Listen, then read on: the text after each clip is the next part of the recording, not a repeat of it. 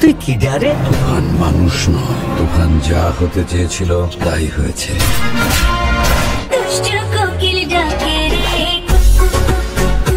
ভাইরে ভাই, রায়হান রাফি পরিচালিত তুফান মুভি ইতিমধ্যেই বাংলা ইন্ডাস্ট্রির সকল রেকর্ড ভেঙে দিয়েছে।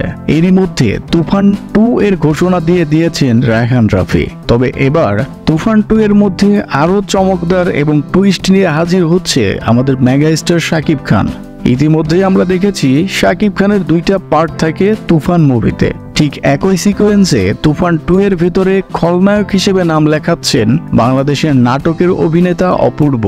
শাকিব খান নিজেও অপূর্বকে চয়েস করেছে। রায়হান রাফিও এতে দ্বিমত করেনি, কারণ অপূর্বের অভিনয় এখন সিনেমা ক্যাটাগরির হয়ে গেছে। নাটক তো শেষ, কিবরিয়া ক্লাইম্যাক্সে শুরু, মানে ধামাকা। তুফান মুভি তো সবাই দেখলাম, এখন তুফান 2 এর অপেক্ষায় আমরা আছি।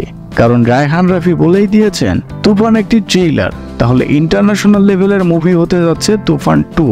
দর্শক, আপনারা কারা তুফান 2 এর জন্য অপেক্ষা করছেন কাইন্ডলি কমেন্ট করে অবশ্যই জানাবেন।